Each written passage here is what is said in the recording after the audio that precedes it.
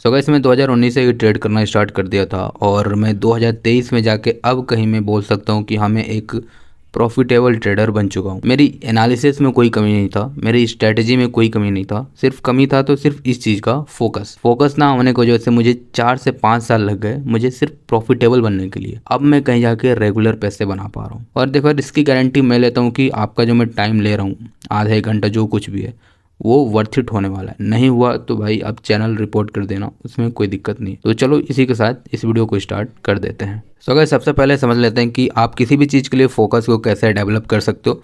तो उसके लिए हमें एक प्रॉब्लम का ज़रूरत होता है, जो प्रॉब्लम हम सभी के पास बहुत ज़्यादा है। तो हमें बस ये देखना होता है कि वो प्रॉब्लम का साइज़ क्या है। तो वो साइज़ भी हम लोग के पास बड़ा है, क्योंकि हम लोग ट्रेड कर रहे हैं, हर बार अकाउंट में पैसे डालते हैं पर वो डूब जाते हैं। तो हमें पैसे बनाना है और पैसे बनाना ही आज के टाइम में सबसे बड़ा प्रॉब्लम है। तो हमारे पास प्रॉब्लम भी है, सबसे बड़ा भी है। तो ये चीज़ करना आसान है कि हम लोग उसे अगर एक डायरेक्शन सिर्फ दे देते हैं तो हमारा पैसा बन सकता है। तो मैं ये सारी चीज़ों को अभी रिलेट करके आपको बताऊंगा कि आप वो चीज़ कैसे कर सकते हो। पहले मैं आपको ये समझा देता हूँ कि आप फोकस क्यों नहीं कर पाते हो या आप कैसे कर सकते हो। दोनों चीज़ें साथ में मैं आपको बता देता हूँ। तो ये कुछ 3-4 तरह की सबके पास प्रॉब्लम होता है एज ए ट्रेडर। किसी के पास कैपिटल नहीं होगा, मैक्सिमम लोगों के पास कैपिटल का प्रॉब्लम होता है। कुछ लोगों के पास एक अच्छा सिस्टम नहीं होगा, मतलब उनको लगता है कि 4 स्क्रीन होना ज़रूरी है एज ए ट्रेडर के लिए। मतलब एक सपना होता है कि एक हम भी ट्रेडर हैं, हमारे पास भी एक अच्छा सेटअप होना चाहिए। और तीसरा होता है कि माइंडसेट में, मतलब बहुत लोगों की प्रॉब्लम होता है कि वो समझ नहीं पाते हैं कि यार मेरा सब कुछ अच्छा है और फिर भी मैं पैसे क्यों नहीं बना पा रहा हूँ।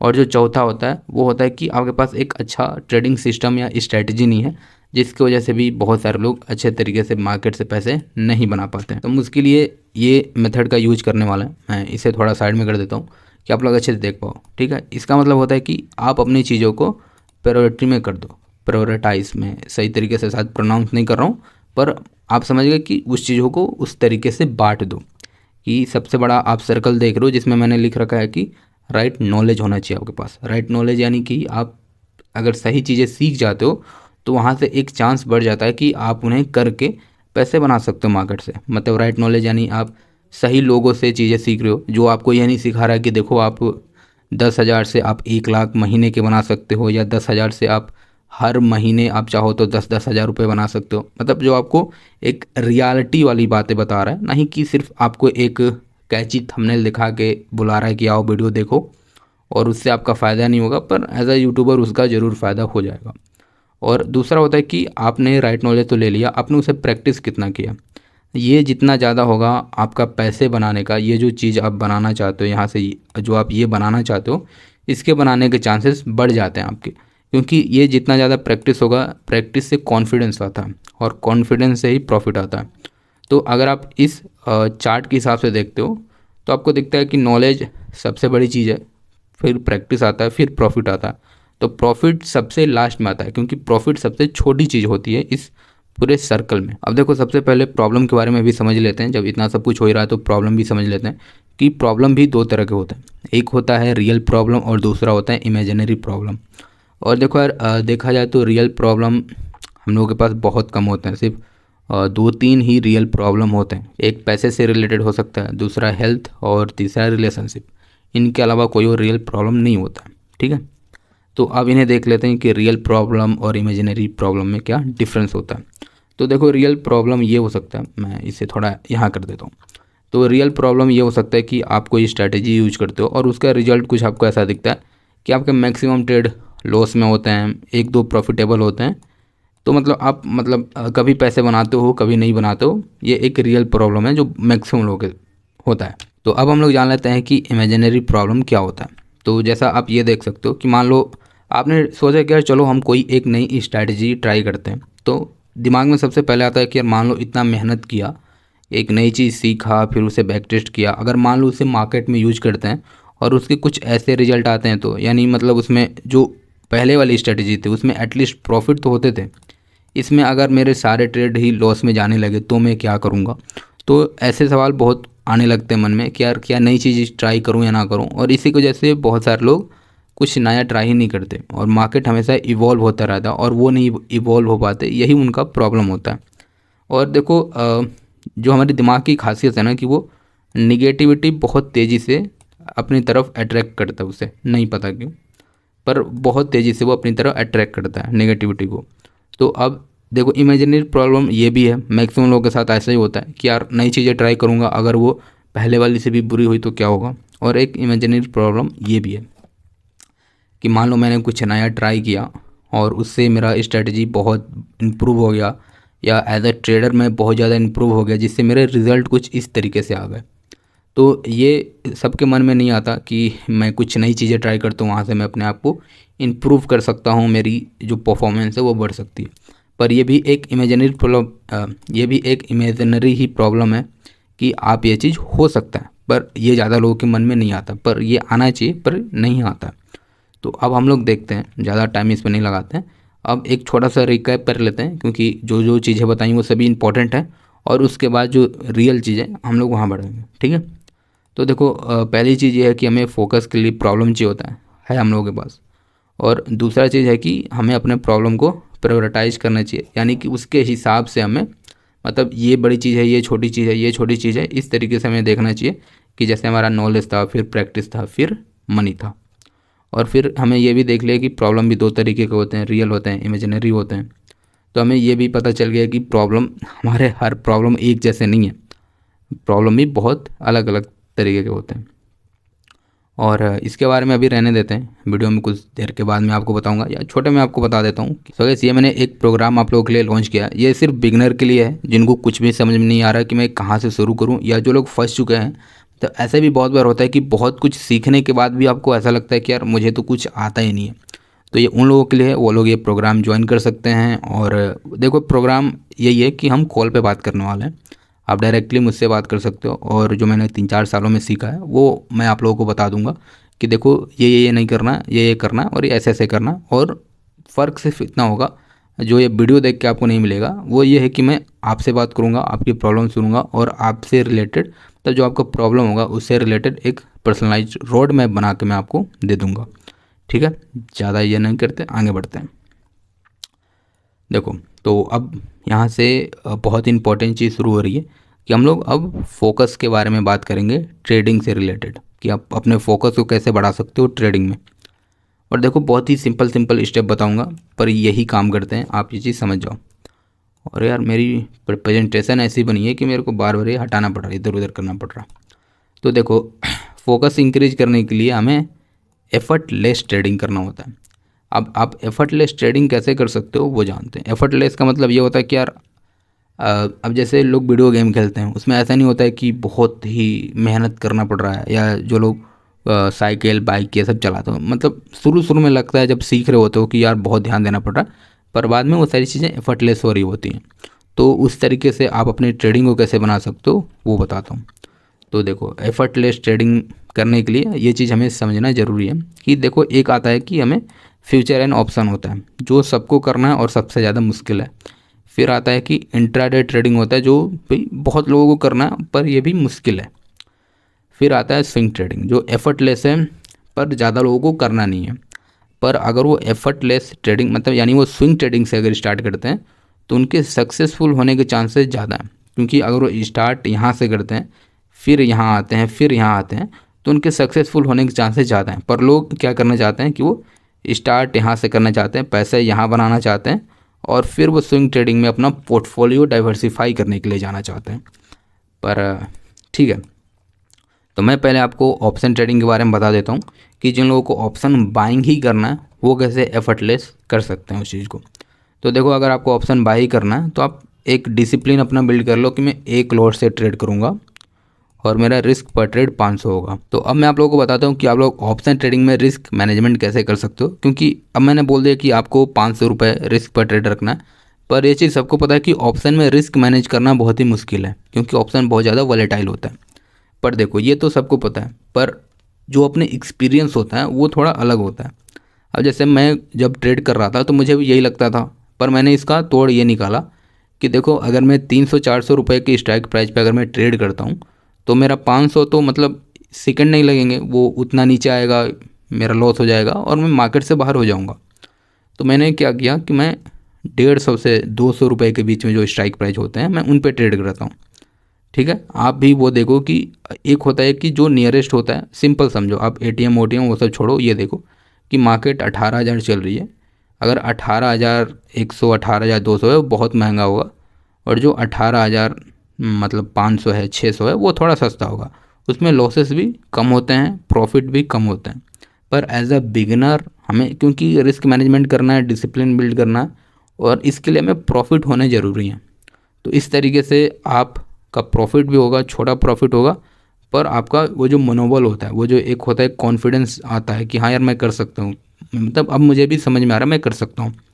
उसके लिए आप स्ट्राइक प्राइस भी उसके हिसाब से सेलेक्ट करो कि आप अपना रिस्क मैनेज कर पाओ। अगर आपको लगता है यार नहीं ये 150-200 भी ऊपर है, तो आप 70-80 रुपये के जो स्ट्राइक प्राइस होते हैं आप उस पर ट्रेड करो, कोई दिक्कत नहीं है। तो गाइस अब मैं आप लोगों के साथ अपना स्विंग ट्रेडिंग का स्ट्रैटेजी शेयर करने वाला हूँ, और पूरी कोशिश यही रहेगा कि ये स्ट्रैटेजी जानने के बाद कोई और आपको स्ट्रैटेजी की वीडियो ना देखनी पड़े। तो चलो इसे स्टार्ट करते हैं। तो देखो यार बहुत ही सिंपल है। सभी लोग कैंडल स्टिक यूज करते हैं, पर मैं कैंडल स्टिक यूज नहीं करता, मैं रैंको यूज करता हूँ। तो आपको इस तरीके से आओगे तो आपको रैंको मिल जाएगा, आप इसे यूज कर सकते हो। अब अगर आप ये चीज़ ट्रेडिंग व्यू पे चाहोगे तो वहाँ पैसे लगते हैं, ठीक है। आप सिर्फ डेली पे यूज कर सकते हो। अगर आप अपना ब्रोकर का टर्मिनल यूज करते हो, जैसे बहुत सारे लोग जीरोधा यूज करते हैं, मैं फायर्स यूज करता हूँ। तो फायर्स में ये चीज़ मुझे फ्री में मिल जाती है, और आपका ब्रोकर ये सब फ्री में प्रोवाइड कर देता है, तो आप वहाँ से इसे यूज कर सकते हो। तो अब देखो हमें एक हमारा रैंको हो गया, ठीक है। मतलब ये जो ग्रीन बॉक्स बन रहे हैं इसका मतलब कि मार्केट ऊपर जा रहा है, रेड बॉक्स बन रहा है यानी मार्केट नीचे आ रहा है, एज सिंपल एज डैट। तो अब आपको यहाँ क्लिक करना है इंडिकेटर पे, और आपको सर्च मारना है RSI, और हमें स्टॉक्सिक RSI ले लेना है इस तरीके से, ठीक है। मैंने एक पहले से लगा रखा था, एक और आ गया, तो हम एक को हटा देते हैं, और हमें एक और इंडिकेटर चाहिए। आप लोग EMA भी सर्च मार सकते हो और SMA भी मार सकते हो, तो मैं EMA ज़्यादा प्रेफर करता हूँ, इसलिए मैंने EMA लगा रखा है। अब देखो ये EMA 9 है, ठीक है, डिफ़ॉल्ट EMA 9 आता है, तो हमें इसे 21 कर देना है। कि हमें, क्योंकि हम एक स्विंग ट्रेडर है, हम देख रहे हैं कि हमें 1 से 2 हफ्ते में मार्केट कैसा चल रहा है, उसके हिसाब से हम ट्रेड करें या ना करें, हमें सिर्फ इतना ही देखना है। तो हम यहाँ 21 कर देते हैं, इसकी थिकनेस थोड़ी बढ़ा देते हैं, मतलब थोड़ा मोटा करते हैं इसको कि ये अच्छे से दिख पाए। तो हमें सिर्फ इसे इसलिए यूज करना है कि मार्केट का ट्रेंड कैसा है वो पता करने के लिए। तो अब जैसे ये देखो, तो यहाँ एक मार्केट का ट्रेंड भी अच्छा था, मतलब ये धीरे धीरे करके ऊपर जा रहा था, और मैंने कहीं यहाँ अपना ट्रेड प्लान किया था। हमें सिर्फ ट्रेंड पता करने के लिए ये में देखना है, और उसके बाद इसे बंद कर देना है, काम हो गया इसका। अब मैं आपको स्टॉक्सिक RSI का भी सेटिंग दिखा देता हूँ। तो आप सेटिंग देख लो, सेटिंग डिफ़ॉल्ट है, ठीक है, ये कुछ इसके डिफ़ॉल्ट सेटिंग है, आपको यही रखना है, और यही अच्छे तरीके से काम करता है। और मैंने कहीं ये वाला ट्रेड लिया था, और मैं ये ट्रेड नहीं लिया था, मैं ये वाला ट्रेड लिया था, तो मैं उसके बारे में आपको बताता हूँ। तो देखो बस हमें करना इतना है कि जब ये डिप मारता है, मतलब जब देख रहे हो यहाँ से इतना नीचे आया फिर यहाँ से ऊपर जाता है, तो जो स्टॉक्सिक RSI है वो एक ऑसिलेटर है, जिसका काम है कि वो मार्केट के हिसाब से ऊपर नीचे करता रहता है। अब जैसे ये देखो नीचे आ रहा था, आपको दिख रहा है ये हमारा स्टॉक्सिक RSI नीचे आ रहा था, चार्ट भी नीचे आ रहा था, यानी प्राइस जैसे नीचे आ रहा था हमारा स्टॉक्सिक RSI भी नीचे आ रहा था। और जब स्टॉक्सिक RSI ऊपर गया प्राइस भी ऊपर गया, या ये कहें कि जब प्राइस ऊपर गया तो हमारा स्टॉक्सिक RSI भी ऊपर गया। तो ये हमारा इंडिकेटर यही हेल्प करता है। और मैंने जब ये यहाँ टिप मार के फिर ऊपर जा रहा था, तो मैंने कहीं इस कैंडल के हाई पे बाय किया था, ठीक है। तो मैंने कहीं यहाँ इस पॉइंट पे बाय किया था, और मेरा SL इसके नीचे था, ये जो रेड ब्रिक है इसके नीचे था। तो यार पहले ये देख लो कि मैंने यहाँ निकल गया था, मैं कहीं यहाँ बेच के निकला था, ये जो रेड ब्रिक बन रहा था यहाँ मैं बेच के निकल गया था। अब देखो दिक्कत क्या होता है लोगों का कि उनका जो रैंको है वो बार बार रीप्रिंट करता है, और उससे भी बड़ा दिक्कत होता है कि वो ब्रिक साइज कैसे सेलेक्ट करें। ये रैंको की दो ऐसी चीज़ें हैं जो बहुत ही सिंपल हैं, पर इनके ऊपर उतनी वीडियो अवेलेबल नहीं है कि लोगों को पता चल पाए, तो वो दोनों चीज़ें मैं आपको बता देता हूँ। तो देखो पहले चीज़ ये है कि आपको इस तरीके से क्लिक करना, और आपको रैंको का सेटिंग खुल जाएगा। तो यहाँ पास देखोगे तो ATR बहुत लोगों का सेलेक्टेड होता है, जिसे कभी भी यूज नहीं करना, क्योंकि वो बार बार आप मतलब एक अभी देख रहे हो 1 मिनट बाद देखोगे तो पूरा रैंको का चार्ट डिफरेंट मिलेगा आपको वही स्टॉक का। तो इसलिए आपको हमेशा ट्रेडिशनल ही यूज करना है, और ट्रेडिशनल में भी आपको स्पेसिफिक पॉइंट रखना है। अब जैसे मैंने यहाँ 433 रखा बॉक्स है, यानी ये जो आपको ग्रीन रेड दिख रहे हैं, ये एक ग्रीन रेड जब 4 रुपये 33 पैसे बढ़ता है तब ये एक ग्रीन बनता है, या जब 4 रुपये 33 पैसे घटता है तब एक रेड बनता है, ठीक है। अब ये डिसाइड कैसे होता है कि 4 रुपये 33 पैसे ही रखने हैं। तो वो जो स्टॉक का प्राइस चल रहा है, जैसे आप 433 रुपये का चल रहा है, ठीक है, तो उसका 1%, तो उसका 1% जितना भी होगा आपको वो रख लेना है। अब मान लो कोई स्टॉक है 100 रुपये का चल रहा है, तो उसका 1% 1 रुपये होगा, तो आपको यहाँ 1 रुपये डालना है। तो अब मैं आप लोग को बताता हूँ कि जो रीप्रिंटिंग का प्रॉब्लम होता है आप लोग उसे कैसे सॉल्व कर सकते हो। देखो, उसे सॉल्व करने के लिए आपको, जैसे यहाँ एक रीप्रिंट अभी होता हुआ दिख रहा है कि ये एक पूरा रेड कलर का फॉर्म हो चुका है, और ये अभी पूरा रेड कलर का फॉर्म हुआ नहीं है, अभी हो रहा है क्योंकि उतना प्राइस नीचे नहीं आया है। तो देखो यार, आप जब कभी ऐसा अभी हल्का रेड हो ना, इसका मतलब कि अभी वो चीज़ फॉर्म हो रही है, तो आपको एंट्री इसमें नहीं करना है, क्योंकि हम स्विंग ट्रेडिंग कर रहे हैं, क्योंकि हम सेफ ट्रेडिंग कर पाएँ। तो अगर आपको कुछ ऐसा मिले कि अब जैसे ये 2 रेड क्लोज हो चुके थे और मैंने एंट्री यहाँ लिया इस सेकंड वाले बॉक्स पे, यानी एक दिन में ये एक बॉक्स बन गया था, और ये स्टॉक के प्राइजेज हैं, ये आधा परसेंट 1% से ज़्यादा एक दिन में बढ़ते नहीं हैं। तो जैसे ये एक फॉर्म हो गया, तो मुझे एक कन्फर्मेशन मिल गया, और मैं उसके बाद नेक्स्ट डे उसमें ट्रेड करता हूँ। 1:2 का मैं ट्रेड लेके यहाँ से निकल जाता हूँ, ठीक है। तो जब ये रेड बॉक्स बनने लगे तो आपको निकल जाना है, ग्रीन पे एंट्री कर लेना है। और जब अभी कोई ऐसा फॉर्म हो रहा है तो आपको उसमें एंट्री करना ही नहीं है, क्योंकि यार मार्केट में 5,000 से भी ज़्यादा स्टॉक हैं, आप किसी में भी ट्रेड कर सकते हो, कोई ज़रूरी थोड़ा कि आपको उसी में ट्रेड करना है। अब बहुत बार ऐसे होते हैं कि जब प्राइस बहुत तेज़ी से बढ़ता है तो आपको 3-4 बॉक्स एक साथ ही बन जाते हैं। अब मान लो कि आपने यहाँ एंट्री करना चाहा, पर आपको पता चलता है कि ये 1 2 3 4 बॉक्स एक ही दिन में बन गए, तो अब आप एंट्री नहीं कर सकते, क्योंकि आपका रिस्क रिवॉर्ड बहुत बड़ा हो गया, और आप इसमें अब ट्रेड भी नहीं कर सकते। तो ऐसे आपके कुछ स्टॉक छूट जाएंगे, यानी कुछ ट्रेड आपसे छूट सकते हैं। पर ये एक बहुत ही सेफ़ तरीका होता है कि रैंको का यूज करते हो तो, क्योंकि इसमें आपको ना ही वीक याद रखना है कि यार वीक वाली कैंडल बन गई, डोजी बन गया, हैमर बन गया, ये हो गया वो हो गया, ना ही कैंडल स्टिक याद रखना, ना ही कुछ पैटर्न याद रखना है। सिंपल हम बस इन 2 चीज़ों के सहारे ट्रेड ले रहे हैं। तो मैं अपनी एक्यूरेसी को बढ़ाने के लिए मैं ईएमए का यूज कर लेता हूँ कि मुझे एक परफेक्ट ट्रेंड मिल जाए। अब जैसे यहाँ देखो कि अब आप जैसे यहाँ देखते हो तो यहाँ इस तरीके से ब्रिक के नीचे अभी मार्केट चल रहा है, ठीक है। आप ऐसे समझो, ये देखो, आप सिंपली ये टूल ले लो और आपको दिखता है कि अभी प्राइस नीचे चल रहा है और ईएमए ऊपर चल रहा है। तो अब जो यहाँ जो ट्रेड मिलेगा, तो क्या ये ट्रेड हमें लेना है? नहीं लेना है, क्योंकि यहाँ ये थोड़ा मार्केट ऊपर गया है, पर ये अभी ओवरऑल नीचे है। हमें ऐसा ट्रेंड चाहिए कि इस तरीके से रैली करता हो और इस तरीके से एक डिप मारा हो, और उसके बाद कुछ ऐसा मिले और नीचे भी हमारा जो स्टॉक्सिक RSI वो भी ऊपर जा रहा हो, नीचे आ गया ऊपर जा रहा हो, तब हमें सेफ एंट्री लेना। हम लोग इसीलिए तो स्विंग ट्रेडिंग कर रहे हैं कि हमें ज़्यादा टेंशन ही ना लेना पड़े। अब जैसे हमसे ये ट्रेड मिस हो सकता है। अब जैसे देखो, ये इतना नीचे आया और यहाँ आपको दिखता है कि यहाँ से बढ़ता है, पर हम यहाँ एंट्री नहीं लेंगे क्योंकि हमारा मूविंग एवरेज के नीचे मार्केट चल रहा है। तो उसकी वजह से ये एक जो ट्रेड बनता है ये छूट जाए। अब बहुत लोग इसे ले भी सकते हैं कि नहीं, हम यहाँ बाय करेंगे और ये बहुत बड़ा मूव है, छूट भी सकता है। अगर मेरे रूल के हिसाब से देखते हो तो हम यहाँ एंट्री करेंगे नहीं, और यहाँ एंट्री करने के लिए कुछ बचता नहीं है, क्योंकि हमारा स्टॉक्सिक RSI पहले से ऊपर चला गया। तो इस तरीके का एक बड़ा मूव छूट गया, पर हमें दोबारा यहाँ से एक ट्रेड मिल गया, ठीक है। फिर हमें एक दोबारा यहाँ एक ट्रेड मिल गया, मतलब नहीं, यहाँ भी नहीं मिला है। फिर हमें एक दोबारा यहाँ ट्रेड मिला है जो मैंने ट्रेड किया था, और ये वाला ट्रेड मैंने भी छोड़ दिया था क्योंकि मेरा फंड कहीं और लगा हुआ था। तो इस तरीके से आप देख सकते हो कि आप बहुत ही, देखो, अपने रूल्स जितने सिंपल रखोगे ट्रेड करना उतना ही सिंपल होने वाला आपके लिए, इस बात को याद रखो। और मैंने ये चीज़ सीखने में बहुत टाइम लगा है, मैं तब आपको बता रहा हूँ। तो आपने स्ट्रेटजी देख लिया कि आपको एफर्टलेस ट्रेड कैसे करना है, आप कैसे कर सकते हो। तो गाइस, आप में से बहुत सारे लोगों को मेरी स्विंग ट्रेडिंग वाली स्ट्रेटजी बहुत अच्छी लगी होगी और मज़ा भी आया होगा कि यार इतनी सिंपल स्ट्रेटजी, मज़ा आ गया, हम इसी को यूज करने वाले हैं, पैसे बनेंगे अब तो। पर देखो, ऐसा नहीं, अभी तो मैंने स्ट्रेटजी बताया, अभी मैं आपको माइंडसेट के बारे में कुछ बताता हूँ, क्योंकि स्ट्रेटजी किसी की भी यूज कर सकते हो। स्ट्रेटजी जैसे एक कोई व्हीकल होता है, ठीक है, जो आपको एक दूसरी जगह पे पहुंचाएगा, पर उसे चलाना आपको ही है। तो वो दिमाग से चलता है, दिमाग के बारे में कुछ जान लेते हैं।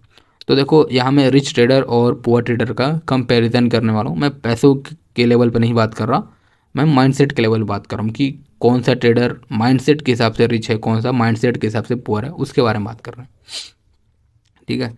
तो मैं यहाँ से कर्सर सेलेक्ट कर लेता हूँ और इसका कलर रेड कर देते हैं। रेड दिखेगा? हाँ, दिख रहा है, ठीक है। तो ये देखो कि एक जो पुअर ट्रेडर होता है वो अपने प्रॉफिट्स पे ध्यान देता है। अब देखो ये सिर्फ कहने की चीज़ें नहीं है कि हाँ प्रॉब्लम पे ध्यान देता है, दूसरों पे ध्यान देता है। थोड़ा समझो इन चीज़ों को। प्रॉफिट पे ध्यान देते हो आप, ऐसा समझो कि आप ये देखो कि आपने अपनी लाइफ में किसी चीज़ के पीछे आप पड़े हुए हो तो क्या आपको मिल गई है। मेरे लाइफ में ऐसा कभी नहीं हुआ कि मैं किसी चीज़ के पीछे में पड़ा हुआ और मुझे वो चीज़ मिल गई है, और मिली भी है तो बहुत मुश्किल से मिली है। ठीक है, तो अगर आप सिर्फ प्रॉफिट पे ध्यान देते रहोगे तो ध्यान देने से वो चीज़ मिलने नहीं वाली आपको, ये आप समझ जाओ। किसी चीज़ के पीछे पड़ने से नहीं मिलता है, उसके लिए करना पड़ता है। ठीक है, और दूसरा होता है कि प्रॉब्लम्स पे ध्यान देना कि भाई सारी प्रॉब्लम मेरे ही के साथ है। इंटरनेट मेरा नहीं काम करता, ट्रेड लेने के बाद मेरा सिस्टम हैंग कर जाता है, मेरे चार्जेज बढ़ जाते हैं, सरकार टैक्स बढ़ाती रहती है, ये वो। तो प्रॉब्लम पे ध्यान नहीं देना है। ठीक है, अब ये देखो कि आप इस चीज़ को ऐसे समझो कि यार इस चीज़ में इतनी प्रॉब्लम आ रही है, और जब मुझे इतनी प्रॉब्लम आ रही है तो दूसरों को कितनी प्रॉब्लम आ रही होगी। तो दूसरे के छोड़ने के चांसेस बढ़ जाते हैं, क्योंकि उन्हें भी प्रॉब्लम आ रहा है तो वो भी छोड़ना चाहेंगे, पर वो छोड़ देंगे तो मेरा कंपटीशन रहेगा ही नहीं उनसे, क्योंकि वो तो निकल गए। तो सिर्फ मुझे करना इतना है कि मुझे गेम में बने रहना है। बस इस तरीके से अपने आप को समझाना शुरू करो कि बस मुझे इतना करना है कि मैक्सिमम लोग तो छोड़ देंगे, बस अगर मैं गेम में बने रहता हूँ यानी मैं टिके रहता हूँ तो मैं धीरे धीरे करके मैं भी प्रॉफिटेबल हो जाऊँगा, और मैं भी वो टॉप के 1-2% में आ जाऊँगा। तो मैं अपनी थिंकिंग कुछ इस तरीके से रखता हूँ। और तीसरा होता है कि आप दूसरों पे ज़्यादा ध्यान देते हो। देखो दूसरों पे भी दो तरीके से लोग ध्यान देते हैं। अगर आप आस पड़ोस वाले को देखते हो, दोस्त रिश्तेदार को देखते हो, तो आपको लगता है कि यार ये संग वाला है, अच्छा नौकरी कर रहा है, ठीक पैसे भी कमा रहा है, और गाड़ी भी खरीद लिया है, घर भी बना रहा है, लोन भी भर रहा है, तो आपको उसकी लाइफ सेटल लगती है। और एक तरफ आप अपने को देखते हो तो लगता है यार मैं तो जो कमा रहा हूँ वो भी मैं यहीं आके लूज़ कर दे रहा हूँ। तो आपको लगता है कि मेरा दोस्त रिलेटिव जो हैं वो सही जी रहे हैं, मैं ही सिर्फ इसमें फंसा हुआ हूँ। अगर आप ये चीज़ सोशल मीडिया से कंपैरिजन करते हो तो आपको दिखता है कि सोशल मीडिया वाला तो पैसे भी कमा रहा है और खुश भी बहुत है। तो आपको लगता है कि यार इस दुनिया में गया गुजरा मैं हूँ, क्योंकि ना ही मेरे पास पैसे हैं ना ही मैं खुश हूँ। तो इसीलिए दूसरों को देखना बंद कर दो। मतलब देखना इन द सेंस कि वो एक कंपैरिजन करना, या वो जो दिखाते हैं कि आज इतना प्रॉफिट हुआ दोस्तों देखो, आओ हम इसे एनालाइज करते हैं, मैं बताऊंगा मैंने क्या किया क्या किया। वहाँ आप सीखते कम हो, वहाँ सिर्फ आपका ध्यान उसके प्रॉफिट पे होता है। अगर किसी के सीखना ही है तो एनालिसिस की वीडियो देखो। अब जैसे लोग कोर्सेज के पीछे भागते रहते हैं कि यार इसका कोर्स बाय कर लूँ, उसका कोर्स बाय कर लूँ, मत भागो। उसकी डेली एनालिसिस, जो डेली एनालिसिस डालता है कोई भी ट्रेडर, आप वो देखो सिंपली। वो किसी भी कोर्स से बहुत महंगा होता है, और उन वीडियोस पे व्यूज़ नहीं आते। मैं भी अपनी एनालिसिस शेयर करता हूँ, मेरे भी उस पर नहीं आते लोग उसको, क्योंकि वो डेली डालता हूँ तो लोगों को लगता है इसकी क्या वैल्यू है। पर ये देखो जब मैं डेली डाल रहा हूँ तो आपको डेली मेरी सिचुएशन क्या है, मैं किस तरीके से सोच रहा हूँ, वो सब बता रहा हूँ। और कोर्स में भी हम लोग यही कर रहे होते हैं कि आपको एक छोटे पैकेज में सब कुछ बता देते हैं, पर क्या आप उसमें से कितना सीखते हो, कुछ भी नहीं सीखते हो। तो इस तरीके से सिर्फ अगर आप कोर्सेज के पीछे ना जाके किसी का डेली एनालिसिस सिर्फ देखा करो तो आपको बहुत फ़ायदा होने वाला है। ठीक है, तो कोर्स मत देखो, एनालिसिस वीडियो देखो। तो ये तो अलग टॉपिक हो गया। अब हम रिच ट्रेडर के बारे में बात कर लेते हैं कि देखो भाई, ये भाई साहब अपने स्किल्स पे फोकस करते हैं। अब स्किल्स क्या हो सकता है कि यार मेरे को ट्रेंड लाइन बनाना सीखना है, कि लाइक मैं ट्रेंड लाइन बनाऊं, और जिसको मैं देखता हूँ, मान लो जो कोई भी आप जिसे आप एडमायर करते हो, जहाँ से आप सीखते हो, उसकी एनालिसिस देखो और अपनी एनालिसिस देखो। तो आपको ये लगना चाहिए कि हाँ ठीक है, मुझे भी यहीं से ट्रेंड लाइन दिख रही है और इसने भी यहीं ड्रॉ किया है। जब आपको ये लेवल पे हो जाए कि जब आप जिसका देख रहे हो, मतलब जिसे आप सीख रहे हो और जो आप कर रहे हो, उनमें 80% मतलब मैच हो जाए दोनों चीज़, 80-90%, तो समझ लो कि आपका वो स्किल डन हो चुका है, आपको अगली स्किल पे बढ़ना है। तो ये चीज़ मैं जहाँ से मैं सीखता हूँ, कुछ ऐसे यूट्यूबर्स हैं जहाँ से मैं सीखता हूँ, तो मैं उस पर भी वीडियो लाऊंगा सोच रहा हूँ, जहाँ से मैं जो जो चीज़ें मैंने सीखी हैं मैं वही आपको सोर्स से बता देता हूँ कि आप डायरेक्टली वहाँ से अगर सीख सकते हो तो सीख लेना। ठीक है, क्योंकि यार देखो वो भी मतलब ऐसा नहीं कि उनके लिए पूरी चैनल मैंने देख रखा है, उनके हर चैनल के 250-300 वीडियो देख रखे हैं। तो नहीं पता आप में से कितने सारे लोग वो कर पाओगे, क्योंकि ये जो वीडियो अभी चल रही है ना, जो आप देख रहे हो, ये वीडियो शुरू होने के 10 सेकंड के अंदर ही 80 से 70 से 80% लोग इस वीडियो को छोड़ चुके होंगे, क्योंकि प्रूफ है मेरे पास, क्योंकि जो मैं वीडियो डालता हूँ उसकी एनालिसिस मतलब उसका एनालिटिक्स मुझे दिखता है, उसमें दिखता है कि मेरे वीडियोस कितने लोग देखते हैं, कितने सेकंड तक दिखते हैं, वो आप देख सकते हो चार्ट पे स्क्रीन के सामने आपके। तो इसलिए मैं कहता हूँ कि ये वीडियो भी मैक्सिमम लोग छोड़ देंगे, ठीक है, शुरुआत के 10 सेकंड में ही। तो अगर आप यहाँ तक टिके हो तो बहुत बड़ी बात है, बहुत लोग नहीं कर पाते ये। छोड़ो, माइंडसेट पे बढ़ते हैं। माइंडसेट देखो, माइंडसेट क्या होता है कि यार आप अपना सिचुएशन समझते हो, हालात समझते हो। एक ट्रेडर जो ये बोल रहा है अपनी वीडियो में कि यार देखो, आप ऑप्शन ट्रेडिंग करने के लिए कम से कम आपको 1 लाख रुपए चाहिए ऑप्शन बाइंग करने के लिए, और मैं बोल रहा हूँ कि यार आप 10,000 रुपये से 15,000 रुपये से ऑप्शन ट्रेडिंग स्टार्ट कर सकते हो, ट्रेड कर सकते हो। स्ट्राइक प्राइस बस उसके हिसाब से चेंज करना पड़ेगा आपको। तो एक बोल रहा है कि नहीं यार मिनिमम आपको 1 लाख चाहिए, तो आप ये समझो कि वो गलत नहीं बोल रहा है, बस वो उस तरीके के सिचुएशन में आए कि उसके पास उतने, तो अब जैसे मेरे पास कम से कम 10,000 रुपये थे, उसके पास कम से कम में 1-2 लाख रुपए होंगे, तो उसने उसके हिसाब से ट्रेड किया, ठीक है, उसके हिसाब से उसका माइंडसेट है, वो वैसे जगह पे रहता है, तो उसके लिए 1-2 लाख छोटी चीज़ है। मैं ये नहीं बोल रहा कि वो बहुत, ये कोई गलत चीज़ नहीं है। अब जैसे मैं बोलता हूँ कि यार देखो 10,000 रुपये से स्टार्ट कर सकते हो, बस आपको इतना करना है कि जो 70 से 80 रुपये वाले स्ट्राइक प्राइस है आप उस पर ट्रेड करो। आपके 2-3 हज़ार बैंक निफ्टी में लगेंगे एक दिन के, और उस तरीके से आप 200-300 रुपये का अपना रिस्क पर ट्रेड रख लो और ट्रेड करो। तो मैंने ऐसे स्टार्ट किया था, और मैं आज भी 250-300 वाले स्ट्राइक प्राइस ही ट्रेड करता हूँ। उससे ऊपर जब स्ट्राइक प्राइस का दाम बढ़ जाता है मैं ट्रेड नहीं करता, उससे नीचे वाले स्ट्राइक प्राइस में ले लेता हूँ। तो देखो इस तरह से मैंने 10,000 रुपये से स्टार्ट किया था। अब कोई कहेगा कि नहीं यार आपको 300-400 रुपये वाली स्ट्राइक प्राइस ही ट्रेड करना चाहिए क्योंकि उसी में प्रॉफिट बनते हैं। तो वो प्रॉफिट बनाने के लिए मैं, वो बोल रहा है, मैं स्टार्ट करने के लिए बोल रहा हूँ। तो कॉन्टेक्स क्या कहते हैं, कॉन्टेक्स मतलब कि कौन किस लिए क्या चीज़ बोल रहा है वो भी समझना इंपॉर्टेंट हो जाता है कई बार। अब देखो मैं इतनी वीडियो में हकला रहा हूँ, बार बार कट आ रहे होंगे वीडियो में, तो ये क्या है, मैं ये चीज़ सीख रहा हूँ। मैंने इतनी लंबी लंबी वीडियो नहीं बनाया हूँ, मैं ज़्यादा शॉर्ट्स बनाता हूँ, वो सारी चीज़ें मैं ज़्यादा करता हूँ।